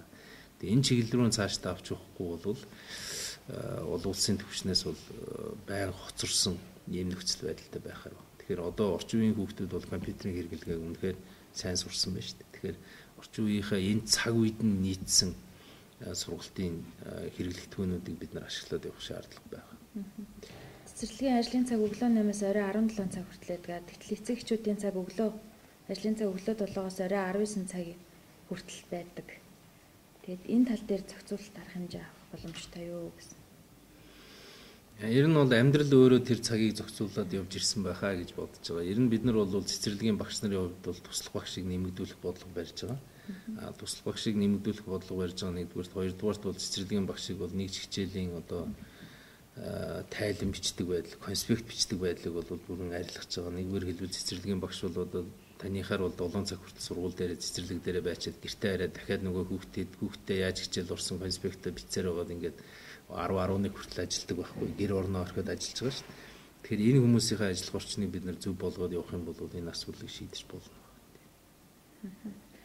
За, сурч буй мэрэгжил зааж буй мэрэгчлэр дэлхийд 10-т багтдаг боловч шилдэг 100-д багтдаггүй бол тэтгэлэг авах боломжтой юу вэ? Ер нь гарсан тогтоолынхаа дагуу бол шилдэг 100-д багтах зайлшгүй шаардлага байна. Энэ дээр бол онцгой хэдэн мэрэгжил байна л да. Жишээлбэл одоо урлагийн сургуулиуд байна тийм ээ. Энэ урлагийн сургуулиудынхаа хувьд бол бид соёлын яамтайгаа ярьж байгаа. Үнэхээр тусад нь журам гаргаж, тусад нь шийдвэр гаргаж, тусад нь сан бүрдүүлж явах хэрэгтэй л дээ. Тэгэхгүй бол урлагийн сургуулиуд яг дэлхийн шилдэг 100 руу ороод ирнэ гэхэд бол хүндрэлтэй болж байгаа юм л да. За, архитектор мэрэгжил тэтгэлэг олох уу? Америкийн ямар сургуулиуд хамрагдаж байна юм бэ? За, Америкийн сургуулиудыг би түрүү хэлсэн тэр маш олон сургууль байгаа. Тийм учраас Америкийн сургуулиудыг бол өөрөө түрүүний хэлсэн Thomson Reuters-ийн жагсаалтыг Google-ээс ороод хайгаад болоод харах боломж байгаа бол харчаарай. Ямар асуулт байлаа? Америкийн сургуулиудаас гадна юу байлаа? Архитектур. Архитектур бол одоо манай энэ эрэлт ихтэй мэрэгжил дотор бол байхгүй одоо яг өнөөдөр хүртэл бол. Гэхдээ манайх бол энэ 7 хоногт нөгөө энэ хэрэгцээтэй мэрэгжлийнхаа жагсаалтыг тэлж байгаа. Энэ жагсаалтын дотор бол архитектур гарцаагүй орж ирэх байхаа гэж найдаж байгаа. Монгол улсын англи хэлний багш нарын багш болгоныг TOEFL IELTS-ийн шалгалтаар шалгуур тавьдаг болёо гэн. Тэгээ бүх ахлах сургуулийн төгсөгчдийг TOEFL-ийн оноотой төгсөгдөг болгоё гэсэн байна. Тэгээ ер нь бол TOEFL гэснээс одоо манай баг сургуульд хийгдэж байгаа хамгийн гол шинжил бол монгол хэлээ сайн сурах. Монгол хэлээ сайн сурсан хүүхэд бол тэр бодох чадвар, унших чадвар, өөрийгөө илэрхийлэх чадвар гэдэг энэ хүнд байдаг бүх чадваруудыг авдаг юм байна л да. Энэ чадваруудыг бол шүтнэ хамгийн ихэнд. Чадвараас уудсан хүн, сурах арга барилаа авсан хүний хувьд бол тэр хэл сурах, TOEFL-ийн оноо авах бол ерөөсөө асуудал биш ээ. Тийм учраас бол энэ унган хэлээрээ сэтгэж боддог байдлыг бий болгохын тулд бид нар харин монгол хэлний TOEFL-тэй төстэй шалгалтыг бий болгож байгаа. Энэ монгол хэлний TOEFL-тэй төстэй шалгалтыг өгснөөр харин дотоодынхаа ихтэй сургууль суралцдаг байх ийм чиглэлийг бол баримталж байгаа. Монгол хэлээрээ их хэлээрээ юмыг ойлгодог, өөрийгөө илэрхийлж чаддаг, сэтгэн бодож чаддаг, тэгээд уншиж бичиж чаддаг гэдэг энэ чадваруудаа авсан хүмүүс бол гадаад хэл сурахтаа үнэхээр амархан байд юм байна. Гадаад хэлийг эзэмшихтэй ч их сайн байдаг юм байна. Тийм учраас бол бид нар ийм чиглэлийг барьж ажиллаж байгаа гэдгийг ойлгох хэрэгтэй нэгдүгээр. Хоёрдугаарт бол багш нараас бид нар нэг их айхтар өндөр чадвар, их өндөр чансаатай, их өндөр одоо болцоотой хүн багшаар аавна гэдэг бол яг өнөөдөр өгж байгаа цалин тий эдийн засгийн нөхцөл байдал бол тийм хялбар биш байна шүү дээ. Тийм учраас бол бид нар багш нартаа одоо ямар нөхцөлийг харин тавих вэ гэхээр хүүхдээ гүнэлдэг тийм ээ. Хүүхдээ сонсдог, хүүхдээ судалдаг, хүүхдээ тусалдаг. Нэггээр хэлбэл арга зүй технологиг бүрэн эзэмсэн хүн байх хэрэгтэй. Ер нь бол хүн өөрөө л ном сурдаг, өөрөө л сурдаг. Хүн бол бусад амьтнаас ялгаатай нь өөрөө сурах тийм бүрэн чадвартай. Тийм учраас харин тэр сурах сэдлийг л бий болгох хэрэгтэй. Сурах хүслийг л бий болгох хэрэгтэй. Сурах сонирхлыг л төрүүлэх хэрэгтэй. Ер нь бол бид бол хүний тухайн хүүхэд нэг бүрийнхээ авьяас, сонирхол, хүсэл мөрөөдөл дээр тулгуурласан сургалтууд руу шилжиж байгаа юм. Энд сургалтууд руу шилжихээр бие дагаа сурч чаддаг хүний тоо бол эрс нэмэгдэнэ. Ер нь бол манай сургалтын модуль загвар юу руу шилжих вэ гэхээр гараараа хийдэг, өөрөө хийдэг тийм ээ. Нэгүр хэлбэл физикийн хичээл сурыг гэх юм бол ихэнх хичээл нь бол яг лабораторийн орчинд явагдана. Тийм учраас бид бол энэ жил 100 ширхэг одоо ахлах сургуулийн лабораторийг худалдаж авч байгаа. Тэгээд дараа жилээс бол бид нар энэ бүх ахлах сургуулиа лабораторитой болгох зорилгыг тавьж байгаа. Ер нь өөрөө хийгээд сурсан хүн л одоо номыг бүтэн сурдаг шүү дээ. Жишээлбэл одоо яг өнөөдрийн бидний хийгээд байгаа ажил бол их ухаантай багштай. Тэр нь одоо чамд гитар зааж ийн гэж бодъё л. Тэгсэн тохиолдолд гитарыг нь өөрт нь бариулахгүйгээр заагаад байгаа байхгүй. Гитарын гарт нь өгөхгүйгээр гитар бол 6 утастай, ингэж дуурдаг, ийм даралттай. Жишээлбэл одоо дорны цагаан сарныг дуулахын тулд ингэж дарддаг юм а гэдэг ингээ хий даруулаад. Тэгэл ерөөсө тархин дотроо л ингээл мэдээллийг цуглуулаад, задлаа, шинжилээл, дүгнэл ингээ яваад байдаг. Яг гарт нь ороогүй учраас мэдлэг нь гарт нь орохгүй, өөрөө хийхгүй болохоор хүүхдүүд эндээс цухтаад байна шүү дээ. Сургууль дургүй байгаад байна шүү дээ. Тийм учраас бид бол тэр өөрийнх нь гараар физикийг сургая. Өөрийнх нь одоо үйлдэлээр нь химийн ухааныг сургая тийм ээ. Өөрийнх нь үйлдэлээр технологиудыг сургая. Өөрийнх нь үйлдэлээр тэр гадаад хэлүүдийг сургая. Одоо манай англи хэлний сургалтыг зүгээр та бүхэн анзаардаг бол дүрм ярьж байна, дүрм хийж байна. Тэгээд ярих чиглэлийн сургалтууд их байгаа шүү. Тэгэхээр бид бол дахиад англи хэл бол ярихгүйгээр сурахгүй л байхгүй. Тийм учраас бол тэр багш одоо заагаад байхаас илүүтэйгээр англи хэлний хичээл бол тухайн хүүхдүүд орж ирэл хоорондоо ярьдаг. Хоорондоо англи хэлээр ярьдаг, тэр англи хэлээр мэтгэлцдэг тийм ээ. Англи хэлээр өөрийгөө илэрхийлж сурдаг гэдэг. Тэр тухайн ямар нэгэн зүйлийг сурах гэж байгаа бол тэрийг яг өөрийн болгох ажлыг давхар хийгээд явъя л гэж. Нэгдүгээрт, хоёрдугаарт бол суралцах арга барилыг л бага ангид нь өгөхийг бол бид нэр гол зорилгоо болгож байгаа. Одоо ном сурцсан байгаа хүмүүс, сурж байгаа хүмүүс нэг зүйлийг сайн мэдчих. Суралцах арга барилаа олцсон учраас л бусад хүнээс ялгараад сураад байгаа. Суралцах арга барилаа авч чадаагүй хүн бол үндсэндээ ингээл ташуурдуулж явж байгаа л замын дундаас зогсдог тийм ээ. Тэгээд шахалтанд орж явж байгаа л замын дундаас зогсдог. Тийм учраас бол бид нар бага ангийн 5 жилд бол хүүхдүүдэд ялгахгүй, ялгуурлахгүй, тэгш байдлыг бий болгоно. Бүх хүүхдийн оролцоог бий болгоно. Тэгэхдээ хүүхэд болгоныг сурах арга барилыг бүрэн авахд гол бодлого бол чиглэл. Тэгэхээр хүүхэд сурах арга барилыг бүрэн авахд гол бодлого чиглэгдэхэд бол хүүхэд бие дааж хийх цаг бол эрс нэмэгдэж. Тийм учраас бол манайхан бол одоо багш нараас их өндөр түвшний одоо жишээлбэл англи хэлээр одоо ус цас хүнийг заавал англи хэлний багш болгоно гэж хараад бол хэрэггүй. Ерөнхийдөө англи хэлээ мэддэг. Тэгээд англи хэлний тэр хүүхдүүд англи хэлээр хоорондоо ярих, англи хэлээр бие даагаад сурахт нь тусалдаг. Өнөөдөр боловсролын системд хийж байгаа хамгийн том өөрчлөлт бол багшид итгэл хүлээлгэж байгаа нэгдүгээрт, хоёрдугаарт багш бол хүүхдүүдэд заана гэж одоо улааран дайрахаас илүүтэйгээр хүүхэд ном сурахт нь тусалдаг хүн болж өөрчлөгдөж байгаа. Ингээхийн тулд бол хийж байгаа ажлууд бол мэдээ зөндөө байна л да. Хамгийн гол нь тэр хүүхдүүдийн сурах орчин бүрдүүлэх, дээр нь сонирхлыг нь олж харах тийм ээ. Дээр нь авьяасыг нь олж харах, авьяасыг нь нээх. Авьяас нээснээр бол тухайн хүүхэд итгэлтэй болдог. Тэр ил харагдж байгаа авьяасуудыг нээ, цаана далд харагдж байгаа авьяасуудыг нээ, сэтгэн бодох авьяас, тооцоолон бодох авьяас, өөрийгөө илэрхийлэх авьяас, алсыг харах авьяас, таамаглах авьяас, задлан шинжлэх авьяас, нэгтгэн дүгнэх авьяас гэдэг энэ болгоно нуугдчихэд авьяас болгоныг бид нар ил гаргаж хөгжүүлснээр тухайн хүүхэд үнэхээр юу сонирхт юм бэ гэдэг рүү чиглүүлээд хүүхдийн сонирхлыг татаж явахгүй болвол манай орчин үеийн хүүхдүүд гэдэг бол гэр оронд нь маш их сонирхолтой зүйл байна шүү дээ. Наад зах нь 40-50 суугтай телевиз байж идэг. Тэгээ альт сууг дээр нь хүүхэлдэйн кино гарч идэг тийм ээ. Тэгээ ийм сонирхолтой амьдралаас бид нар маш сонирхолгүй хэлбэрээр яг хуучин шигээ хичээл сургалтыг явуулах юм бол хүүхдүүд ном сурна гэдэг бол асар хүнд. Кичнээн сайн багш байгаад сурна гэдэг бол асар хүнд. Тийм учраас бол бага ангидаа бид нар сурах арга барилыг өгөх юм байна гэж манай эцэг эхчүүд ойлгоорой. Дундаа ангид бол илүү тэр өгөх гээд байгаа мэдлэгээ илүү дайчилж өгнө. Ахлах анги бол яг өөрөө суралцдаг хүнийг бүтээхтэл зориулагдана. Нэгүгээр хэлбэл Дээд сургуулийн оюутан гэдэг бол өөрөө л ном сурдаг хүн. Өөрөө л ном сурдаг хүн.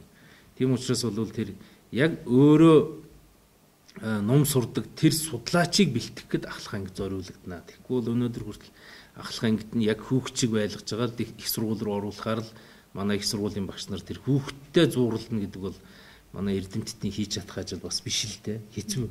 Тэгээд өөрийнх нөгөө хүүхдтэй зууралдаад эхлэхээр өөрийнх нь судалгааны ажил хоошоо тавигддаг. Өөрийнх нь судалгааны ажил хоошоо тавигдахаар юугаа зааж нөгөө судалгаагаа хийж чадхаа болдог. Судалгаагаа хийж чадхаа болохоор олон улсын төвчнөөс унаад ирдэг тийм ээ. Тийм учраас бол бид нар бол энэ сургалтын программын өөрчлөлт бол ер нь 2-3 зүйл дээр тогтож байгаа гэдгийг бас энэ дайлманд хэлье. Нэгдүгээрт бол хүүхдийнхээ сонирхлыг илүүтэй ажиллах юм байна. Авиасыг нээх юм байна. Хувь хүнийг тодорхойлох юм байна тийм ээ.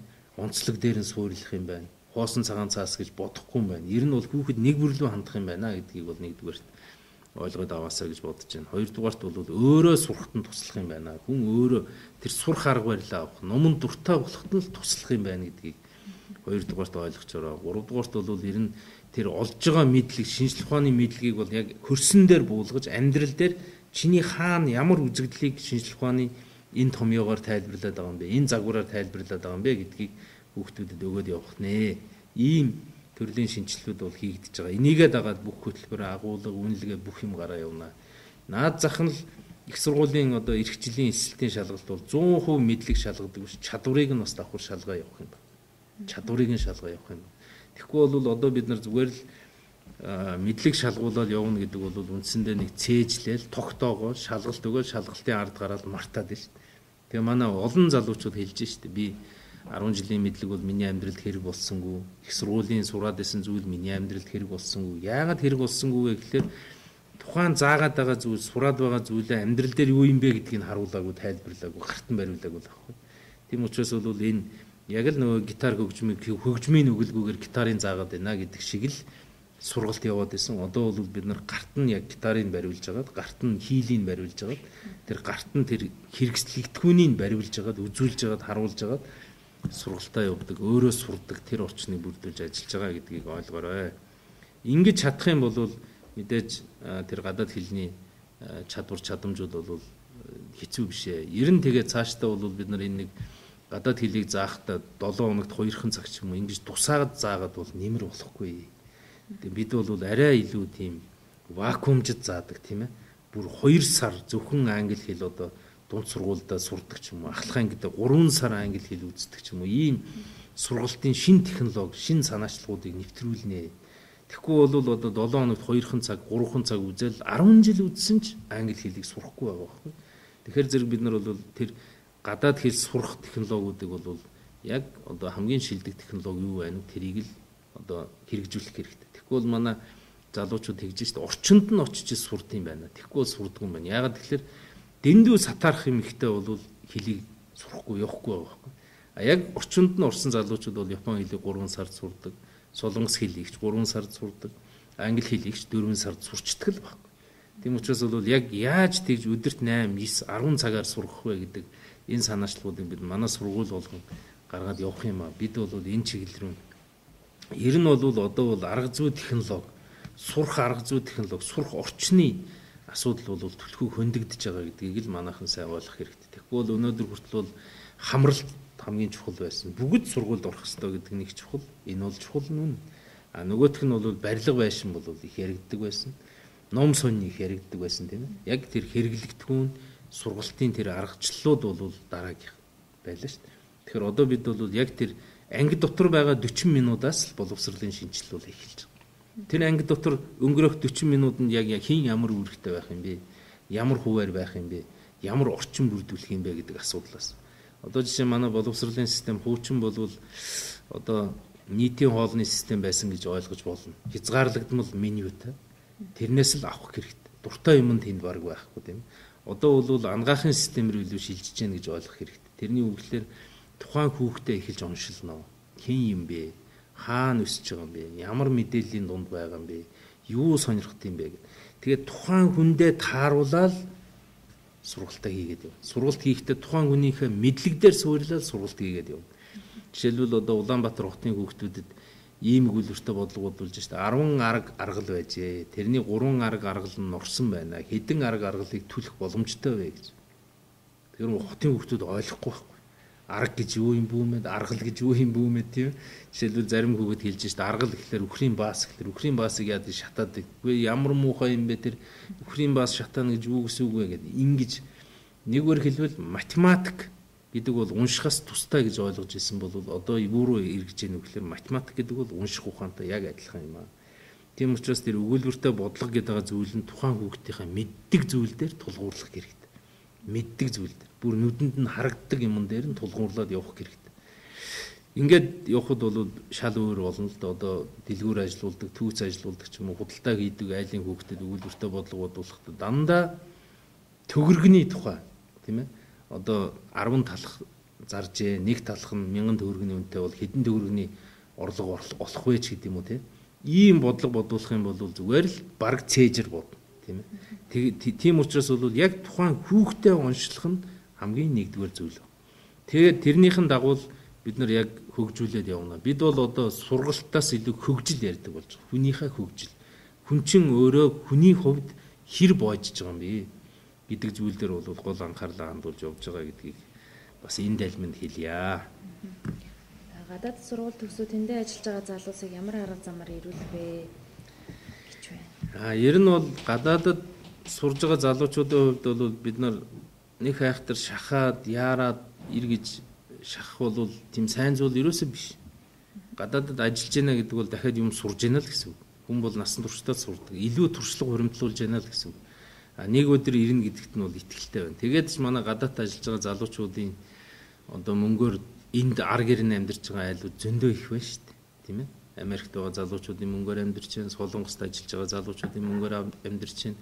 Ялангуяа өндөр технологитой маш сайн цалинтай хүмүүсийг бид нар авчираад энд балдаж хаях тийм бодлого бол явуулах нь бол сайн хэрэг биш ээ. Харин бид бол харин гадаадд ажиллаж байгаад ирж Монголд ажиллах гэж байгаа залуучуудад зориулсан онцгой нөхцөлийг л гаргах хэрэгтэй. Ирмээр байгаад. Би одоо Монголд очиё.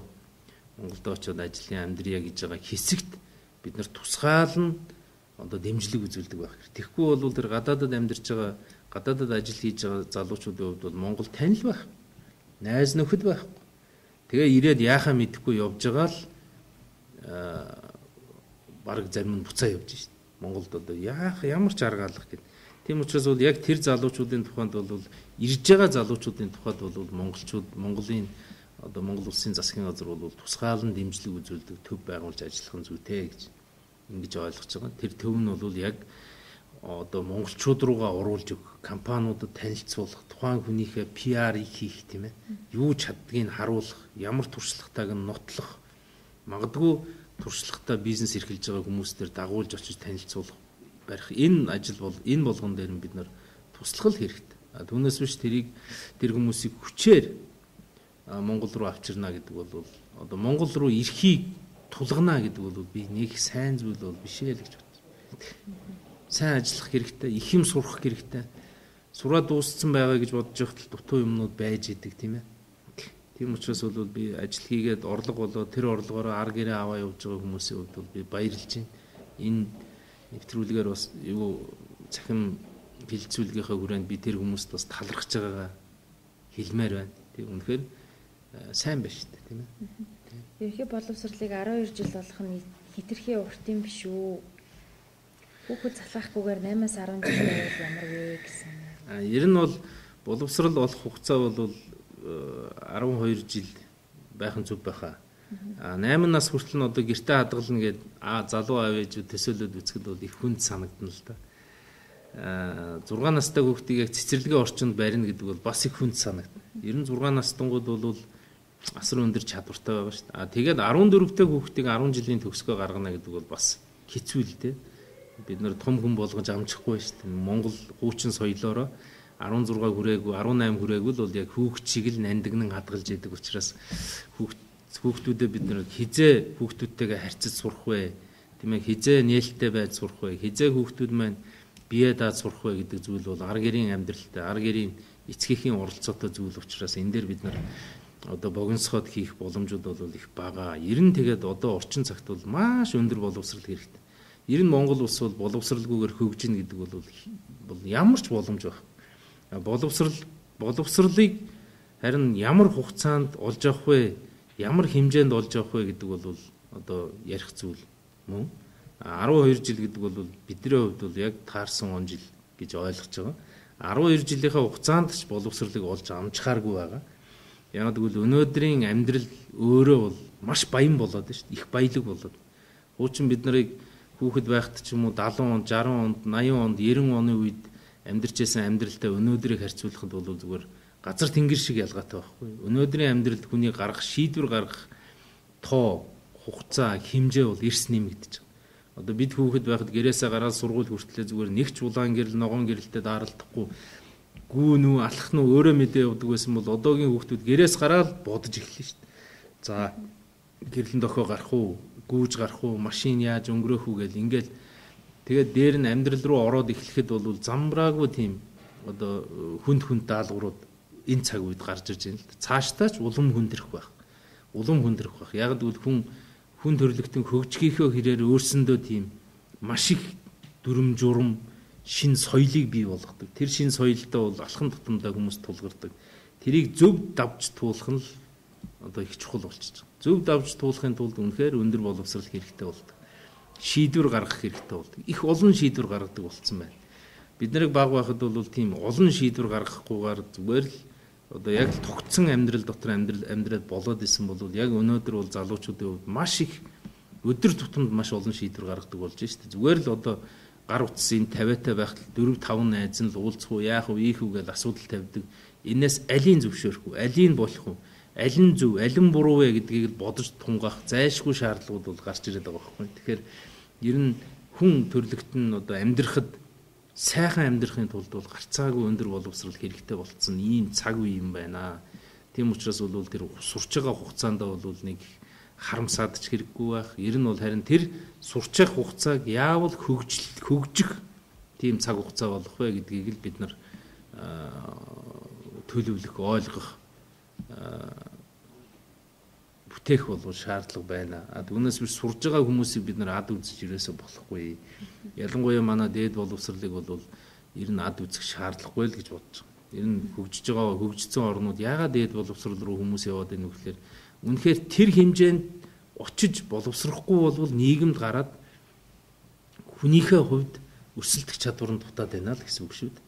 Хүнийхээ хувьд ямар нэгэн ажил хийгээд явхад л өөрийнх нь мэдлэг нь дутаад байна, ухаан нь дутаад байна, амьдрах ухаан нь дутаад байгаа байхгүй. Ер нь бол бидний боловсролын бодлогын шинжил юу руу явж байгааг гэхээр зөвхөн мэдлэг олгодог байснаас бид бол одоо мэдлэгийг амьдралд хэрэгжилж болдог. Ухаан болгоё. Энийг амьдрах ухаан гинэ. Шийдвэр гаргах чадвартай болгоё. Шийдвэр гаргах чадвар сайн сууснаар үнэхээр амьдралдаа баг алдах юм байна. Алдаа гаргахгүй юм байна гэдэг зүйл байна. Тэгээд эцэст нь бол өөрийнхөөрөө байж чаддаг хүмүүсийг бүтээе. Бид яг одоо яг өөрсөн шигээ хүмүүсийг дахиад бүтээх юм бол яг бидэн шиг л амьдрна. Тийм биз? Ган төмрийн хүүхэд яг ган төмөр шиг бол ган төмөр шиг л амьдрна. Гэтэл бид бол дандаа өөрийнхөө амьдралаас илүү сайхан амьдралыг хүсэж яадаг учраас манай хүүхэд бол надаас арай л өөр болох хэрэгтэй. Арай өөрөөр юмыг хардаг байх хэрэгтэй. Арай тэмүүлэлтэй байх хэрэгтэй. Тэхийн тулд бол тэр нэг өөрөөр ертөнцийг харж байгаа тэр хүүхдүүдийг өөрөөр ертөнцийг харж байгаа тэр залуучуудыг бид нар сонсдог, ойлгохыг хичээдэг, дэмждэг байх нь бол манай эцэгчүүдийн хувьд, насанд хүрсэн хүмүүсийн хувьд бол хамгийн чухал зүйл болж байгаа. Ер нь тэгээд энэ боловсрал гэдэг бол ганцхан улсын хийх ажил биш шүү гэдгийг эцэгчүүд маш сайн ойлгодог байгаасаа та хүүхдтэйгээ ямар харилцаа тогтоож гин, та хүүхдтэйгээ яаж харьцаж гин, та хүүхдтэй цаг гаргаж чадж гин үгүй юу? Эртээр нэг хариуцлагатай хүн манай хүүхдүүд гэрт орж ирээд өрөөндөө ороод алга болчих юм аа. Энэ боловсрал болохгүй байна гэж ярьсан байна л. Хүүхдүүд чинь өрөөндөө ороод алга болж байгаа бол таны л муу гэх. Энийг бол эцэгчүүд ойлгодог байх хэрэгтэй. Хүүхдтэй сэтгэл гаргах. Хүүхдийнхээ араас жаахан яв. Хүүхдтэй хариуцлага хүлээ. Тэгээд дээр нь хүүхдтэй хөрөнгө оруулалт хий. Тийм ээ. Тэгэхгүй бол одоо манайхан хүүхдийн хөгжил гэхэлэр зөвхөн улсын ажил гэж харддаг л болох хэрэгтэй. Одоо даш дундаггүй нэг лекц уншиж байхдаа гоё үг хэлсэн юу гэхэлэр хүүхэд бол хүмүүжилтэй л төрдөг. 3 настай хүүхдийг бид нар бурхан гэж нэрлэдэг. Яг гэвэл маш сайхан сэтгэлтэй, маш шудраг учраас л хэлж байгаа. Үйлмар бол үйлдэг, инээмэр бол инээдэг тийм ээ. Аашламар бол аашилдаг. Яг өөрийнхөөрөө ингэ байждаг. Гэтэл тэднийг том болох тусам өөр болоод идэг шалтгаан хажууд нь байгаа хүмүүс л эвдээд идэг. Жишээлбэл Даштундаггүй ямар зүйлийг ярьсан бэ гэхээр нэг аав архиугаа ажлаа тасалжээ. Ажлын дарга нь уццсан байна. Хүүхэд утсыг авжээ 6 настай хүү. Тэгэхэд аав нь хажуунаас дарга яриул аавыгаа байхгүй байна гэж хэлээрэй гэсэн гинэ. Тэгээд дарга яриад аавтаа чи яриа гэсэн чи аав байхгүй байна гэж хэлгинэ гэж хэлсэн гинэ. Тэгэхээр аав ууралж чамайг байхгүй байна гэж хэлгэсэн болохоос биш намайг давт гэсэн юм уу гэж. Тэгээд дараа дахиад энэ үйл явдал давтагдсан тэр үед 6 настай хүү аав байхгүй байна гэж хэлсэн. Ингээл худал хуурмгийг бид нар л өгöd байгаа. Муу муухайг хажуунаас нь тэр үйлдэлийг олон дахин давтуулж хийлгэж өгöd байгаа. Тийм учраас бол ер нь бид бол энэ хүүхдийнхээ хөгжил, хүүхдийнхээ хүмүүжилд бол эцгих өөрөө 100% хариуцлага хүлээнэ гэсэн бодолтойгоор асуудалд хандаарай, тийм ээ. Ер нь хүүхд чинь хараад сахилгагүй байвал чи өөрөө л гэж бод. Хүүхд чинь буруу зүйл хийж байвал өөрөө хийж яана л гэж бод. Ер нь 5 настай хүүхдийн бичсэн нэг захиа би уншсан. 9 настай хүүхдийн. Тэр өгүүлэг дотор юу байсан бэ гэхээр ээж намайг хараад загнадаг. Тэгтэн би ээжэд хэлсэн. Та өөрийгөө хараад загнаж гин гэж бодорой. Намайг харуул толинд өөрийгөө харж гин гэж бодорой гэж. Тийм учраас бол ер нь хэнийг үлгэрлэж, хэнийг дуурайж хүн болж гэнэ гэдгийг л маш сайн бодох хэрэгтэй болов уу гэж нэгдүгээрт ингэж бодож. Хүн болгоно ингээ хичээх юм бол хүүхэд бүр тийм болно. Хүүхэд бүр тийм болох юм бол тэр бидний яриад байгаа хүмүүжлгүй гэж байгаа тэр үйл явдлууд сургууль дээр өрнөхөө болно. Тийм учраас хүн бүрийн л санаачлага энд нэгдүгээрт хэрэгтэй. Хоёрдугаарт ер нь энэ боловсралгүйгээр улс орн хөгжихгүй гэдгийг хөгжсөн орнууд бол үнэхээр харуулдаг. Тийм учраас бол боловсралгүйгээр улс орн хөгжихгүй бол боловсралгүйгээр танай амьдрал бас дээшлэхгүй гэдгийг хүн болгон бодох хэрэгтэй. Ер нь хүүхэдтэй хийж байгаа хөрөнгө оруулалт чинь хамгийн том хөрөнгө оруулалт болно гэдгийг л ойлгох хэрэгтэй. Хүүхдэд хөрөнгө оруулалт хийн гэдэг нь бол тэр авьяасыг нээх, авьяасаа нээхэд нь туслах, тэр хүүхдийнхээ сонирхлын дагуу хэрэглэгдэхүүнийг авч өгөх, тэр хөгжмийг олж өгөх, тийм ээ. Тэрлүү нэг анхаараасаа л гэж бодож. Тэгэхгүй бол хүүхдийн баяр болохоор нэг хэдэн уут бэлэг авч өгөөд би хүүхдэд дэмжиж гэнэ гэж боддог бол манайхны буруу. Тэгэд хүүхдэд одоо нэг реклам би 2 хоногийн өмнө үзсэн. Тэрний үгээр хүүхэд очиод том хүн дээр нэг ядарсан хүүхэд яваад очиж гэнэ л та. Очиод ахаа танаа туслаач гэхэлэр өмнөөс нь мөнгө гаргах гэдэг байгаа байхгүй. Гэтэл тухайн хүүхэд бол класс гэдэг үг нь хэдэн Есүсг урд юм бэ гэж асууж байгаа. Энд туслаад өгөөч гэж. Нэгөөр хэлбэл хүүхдтэй харьцахдаа би энд зөвхөн мөнгөөр дэмжин тийм ээ. Зөвхөн ингээд чихэр будаагаар дэмжин гэж бодхоос илүүтэйгээр оюун ухаанд нь би яаж нөлөөлөх вэ гэдэг тэр дэмжлэгийг би яаж хийх вэ гэдгийг л манай эцэг эхчүүд, залуу эцэг эхчүүд ялангуяа энэ дээр анхаарахгүй бол одоо бол манай эцэг эхчүүд хүүхдтэйгээ ерөөсөө ярилцаж чадахгүй шүү дээ. Зүгээр л тэг унт хэвт тийм ээ бос хоолоо идэхгүй бол болохгүй таргалахгүй гэдэг дандаа нэг юм тушаалтай тушаангуй хэлбэрээр яваад тахаар манай залуу юу бол зүгээр л аялдан дагалдагчд болж хуурах ийм аюул. Аялдан дагалдагчд бол өөрийнхөөрөө байж чадахгүй, өөрийгөө илэрхийлж чадахгүй, өөрийнхөө санаа бодлыг зөв гэдэгт итгэхгүй. Багшийн зөв, аав ээжийн зөв. Өөрийнх нь бол буруу. Гэтэл өөрийнхөөрөө ямар нэгэн дүгнэлт гаргах чадвартай ард түмнийг бүтээхгүй болвол Монголын ирээдүй бол харагдахгүй байгаамаа. Энийг бол хэлмээр байна. Тэгээд эцэст нь бол ер нь Монгол улс энэ боловсралдаа монголчууд, Монголын ард түмэн хүүхдийнхээ ирээдүйд одоо сүүлийн сохор зоосоо зориулж чаддаг болсон үед бол Монгол уран хөгжих юм байна л гэж харагдаж байгаа. Тэгэхээр боловсролын энэ салбарыг босгож ирэхэд бол хүн болгоны оролцоо хэрэгтэй. Тэр хороон даргын оролцоо хэрэгтэй, дүүргийн даргын оролцоо хэрэгтэй. Тэр өрхийн эмчийн оролцоо хэрэгтэй тийм ээ. Ер нь л энэ төрлийн албаны бүхэл хүмүүс энд оролцох хэрэгтэй. Түүнээс биш манай би бол боловсролын хилцс газруудаа ямар үүрэг даалгавар өгж ийнэ гэхээр та нар тэрний хэдэн сургууль явж шалгахаа болоо. Та хэдийн хийх ажил бол бусад энэ төрлийн байгууллагууд боловсролд яаж анхаарч байгааг л сайн хардаг байх хэрэгтэй. Тэр цэцэрлэгийн хүүхдүүдэд яаж анхаарч байгааг л одоо сайн хардаг байх хэрэгтэй гэсэн ийм чиглэлүүдийг бол өгж байгаа. Тэгээд үнэхээр монголчууд бид бол ирээдүй бид одоо яг тэтгэвртэй гараалц буулаа гэхэд Монгол хүн болгоны ирээдүй бол хүүхдэн л байгаа, ач зээн л байгаа. Тэгэл хүүхдэн сайн явах юм бол сайхан л амьдрал. Сайхан л одоо ирээдүй бидэнд байна. Хүүхдэн архи чин танхаа болохоо байцсан байх юм бол өндөр насандаа бол яг хүүхдийнхээ тэр амьдралаар л хүн амьдэрдэг шүү дээ. Хэрэг төвөг тариалах юм бол яг тэр хүүхдийнхээ тарьж байгаа хэргийнхаа тоогоор л зовдөг, шаналдаг, хэцүүддэг. Хүүхэд нь сайхан байгаа, сайн байгаад байх юм бол тэрийг дагаал баясдаг, гадагшаа дутагшаа хамт дагаал явдаг тийм ээ. Тийм учраас бол ер нь хүний ирээдүй бол хүүхэд юм байна. Хүүхдийн ирээдүй бол хөгжил юм байна. улсын ирээдүй энэ хүнийхээ хөгжлөөс, хүний сайнаас улсын сайн бол шалтгаалдаг юм байна. Тэгээ хүний сайн хүүхдийн сайнаас шалтгаалж байна. Тэгээ тэр хүүхдийн сайн гэдэг бол ганцхан багш руу ч юм уу эцгэх рүү хин нэгэн лөө чихээд өнгөрч болохгүй. Энэ бол дандаа хамтын бүтээл. Тийм учраас сургууль дээр манай эцгэгчүүд очдог байгаараа ялангуяа залуу аав ээжүүдийн хувьд бол үнэхээр хүүхдтэйгээ нэг найз болох гээд оролдороо л гэж хүүхдүүдийнхээ өмнөөс би хүсэж байна. Хүүхдүүдийн эцгийгтэй хэлж чаддгүй, багштай хэлж чаддгүй үгс бол байгаа шүү дээ. Тэр нь бол та намайг дэмжиж өгөөч гэж хэлж чадахгүй байна. Би сайн шүү, магтаад өгөөч гэж хэлж чадахгүй байна, тий. Тэгээд надад нэг урам өгөөч гэж хэлж чадахгүй байна. Гэхдээ тэрийг хэлхийг хүсэж байгаа. Тийм учраас би боловсролын сайдын хувьд хүүхдүүдийнхээ өмнөөс ийм үгс та нарт хэлж гин шүү гэдгийг дахиад хэлье. Баярлалаа. Ингээд цэцэрлэгийн хүүхдүүдийн хоолыг нэмэгдүүлэх тал дээр анхаарах хэрэгтэй байна. Цэцэрлэгийг камержуулмаар байна гэсэн байна. Тэгээ ер нь бол цэцэрлэгийн хүүхдийнхээ хоолны мөнгийг би сайд болоод манай засгийн газар 2 дахин нэмэгдүүлсэн. Хүүхдийн үдийн цайны мөнгийг 2 дахин нэмэгдүүлсэн. Оюутны дотор байрныхаа хоолны мөнгийг 2 дахин нэмэгдүүлсэн. Огт хөдлөхгүй их удсан юм билээ.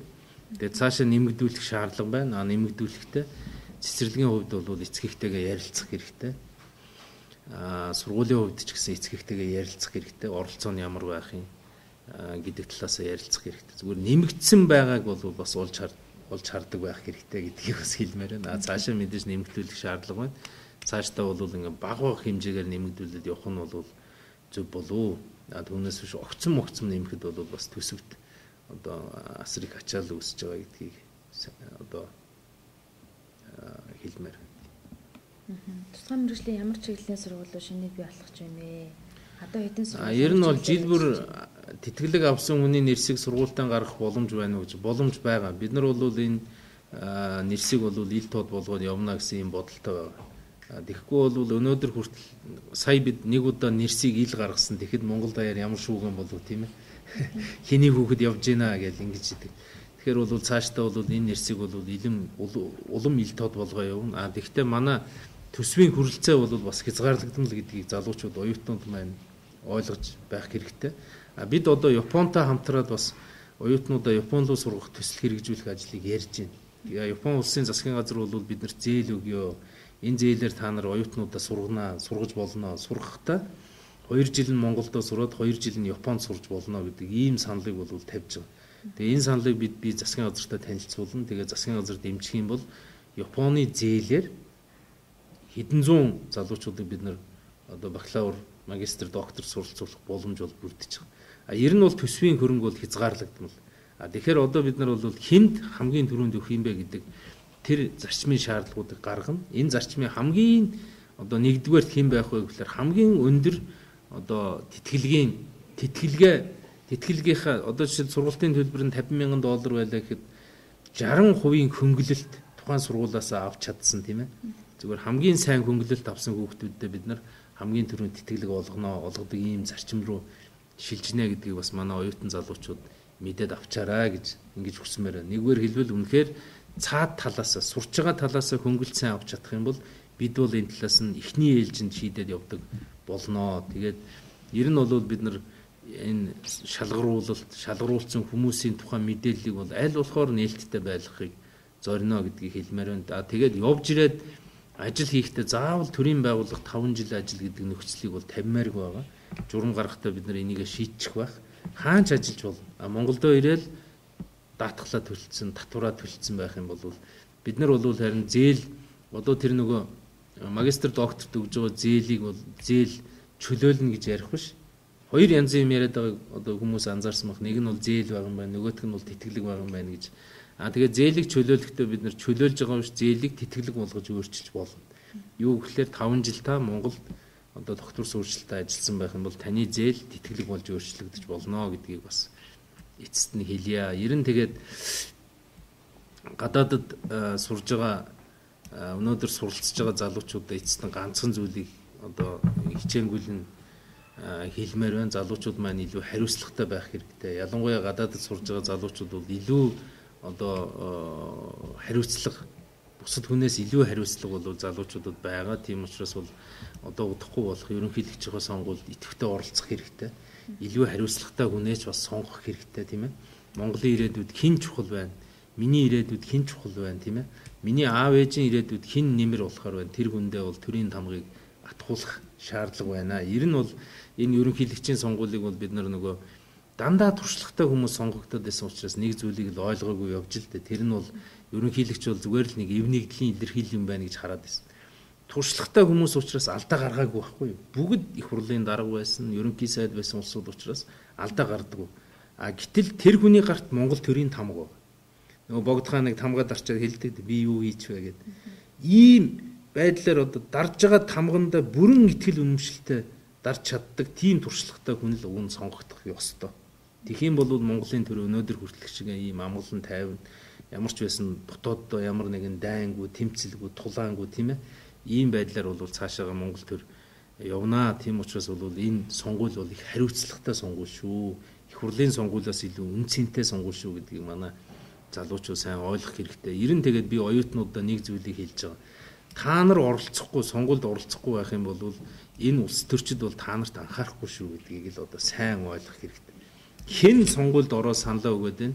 Тэр хүний саналаар мэдээж улс төрчид сонгогддог. Тэр санал өгöd байгаа хэсгэрүүл төрийн бодлого явуудаг. Жишээлбэл өвөө эмээнэр санал өгöd байвал өвөө эмээнэр л төрийн бодлого явна. Ажил хийж байгаа хүмүүс санал өгöd байвал тэрлүүл төрийн бодлого явна. Ажилгүй хүмүүс санал өгöd байвал тэрлүүл төрийн бодлого явна. Энэ хооронд яг манай оюутан залуучууд бол сонгуульд очтгүйгээс нь болоод одоо их хурлын сонгуульд нэр дэвшигтээ би оюутны төлөө энэ ажил хийсэн гэж ярьж явж байгаа их хурлын гишүүн байсан уу? Байхгүй шүү дээ. Би энэ сумандаа ийм ажил хийсэн, Ахмадуудын төлөө ийм ажил хийсэн, би энэ нутагтаа ийм ажил хийсэн л гэж ярьдаг болохоос биш Монгол улсын их сургуулийг сайхан болгохын төлөө би ийм ажил хийсэн гэж ярьдаг хүн баг байдаг. Тийм учраас манай энэ их сургуульд ажиллаж байгаа хүмүүс ч адилхан, их сургуулийн багш нар ч адилхан, их сургуулийн оюутнууд ч адилхан энэ сонгуульд орж сурах хэрэгтэй. Тэгхийн бол улс төрийн бодлого улс төрчдөөс гардаг. Улс төрчид бол тэр сонгуул өгж байгаа хэсэг рүү бодлогоо гаргадаг. Бодлого бол тэрлүү ирнэ. Энэ хөрөнгө оруулалт бол тэрлүү ирнэ л гэдгийг анзаарах хэрэгтэй. Яагаад өнгөрсөн 4 жилийн хугацаанд дээд боловсрал дээр хөрөнгө оруулалт ороогүй мөртлөө мэрэгжил сургалтын үйлдвэрлэлийн төв дээр 150 сая доллар орчвоо гэдгийг л манай дээд боловсролын байгууллагын хүмүүс их сайн бодох хэрэгтэй байхгүй. Яагаад гэвэл яг л улс төрийн хүмүүс төр нь хэнийг сонирхоод байна гэдгээс л хамаарат байгаа байхгүй. Тийм учраас энэ удаагийн сонгуулиор ингэ залуучууд бүр мод болгоод, загвар болгоод тий олноороо ороосоо л гэж би хүсэж байгаа. Тэгэх юм бол засгийн газарч тэр, их хурлч тэр энэ чинь олонх нь шийдвэр гаргадаг шүү дээ.